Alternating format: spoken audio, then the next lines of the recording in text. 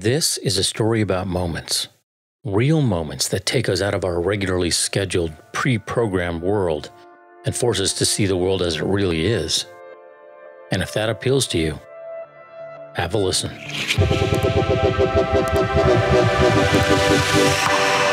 The Best Worst Idea Podcast. The first time I ever traveled to New York City was in 1992 to visit a friend who was attending the School of Visual Arts. It was an amazing experience, and it was everything I had ever expected it to be and more. Because up until that point, New York City was a place I knew of only in movies and TV shows. A place where so many people lived on top of each other that if they ever had the same idea at once, there's no telling what they could achieve or what menace they might cause. It was both thrilling and terrifying to me. My friend lived in an apartment in New Jersey at the Newport Pavonia stop, and the city was just a short PATH train ride away. There were so many memories from that trip that it's hard to put them all into words. What I remember the most were the odd encounters with local people that seemed to be straight out of central casting. One night at a Waldbaum's market in Jersey City, I watched an old man scream at a young woman who dared to bring her basket full of groceries into a lane designated as 10 items or less. Or there was the time I went to Harlem with my friend to see sculptures attached to the Church of St. John Divine, where some local guys from the area saw me as the young, dumb tourist I was, with my camera and my wide-eyed grin, and threatened to rob me blind. I remember the Irish bars in Hoboken, the Indian restaurants in the East Village, and the smell of slightly burning pretzels from a street cart on Avenue A. And the record stores. Oh, the record stores everywhere.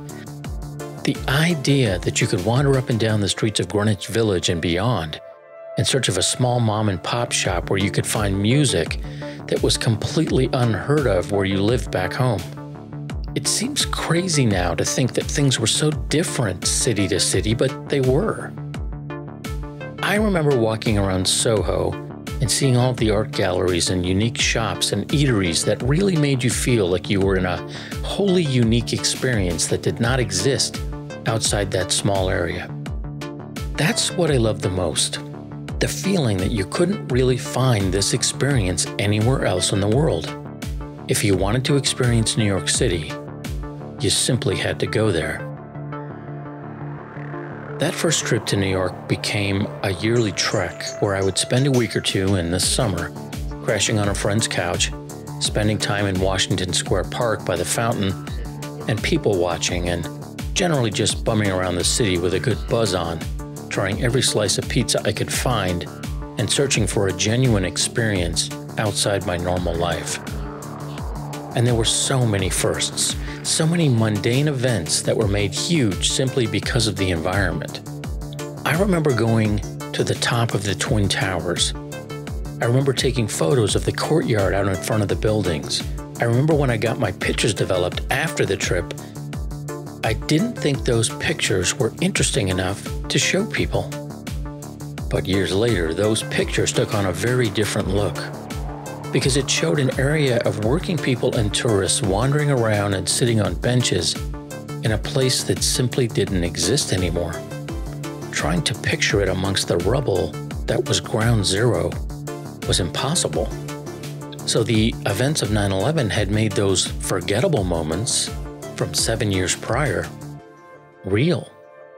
In 1997, I was in New York enjoying myself, visiting friends and engaging in a week-long drinking binge, when I was quickly snapped back to reality. It was Monday, September 1st.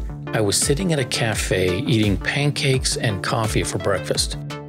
I looked out of the large cafe windows where people were dining outside, and one man was reading the newspaper, and on the front page, clear as can be, was the headline, "Princess Diana killed in car crash in Paris." I stared at it for a bit before I had to reach out to my friend and point out the paper. We didn't know. There were no smartphones. We weren't hooked up to a constant flow of emails and news alerts, and it certainly created a real moment that left its indelible mark, right down to the smell of the maple syrup. One year, I was staying with a friend of mine in Soho. He had a large top-floor apartment on Spring Street, the kind of place that had huge semicircle windows overlooking the city, with deep ledges that allowed you to sit near the edge and really drink in all that the city had to offer.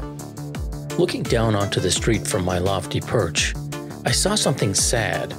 The place I had once marveled at was becoming something entirely different and all too familiar. Soho's galleries and unique shops were disappearing, and in their place, shops like Pottery Barn and Crate and Barrel emerged. A short walk through the Soho neighborhood revealed a very, very sad truth.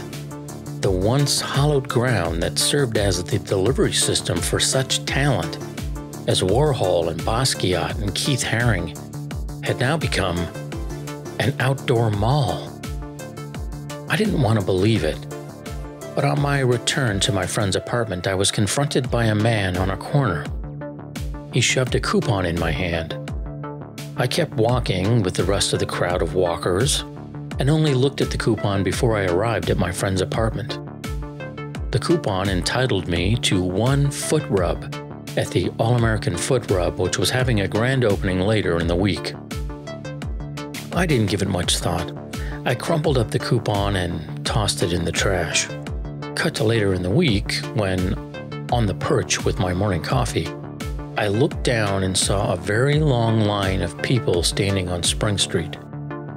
I thought, what's all this about? When I followed the line of people to the start, it ended at the entrance to the Great American Foot Rub.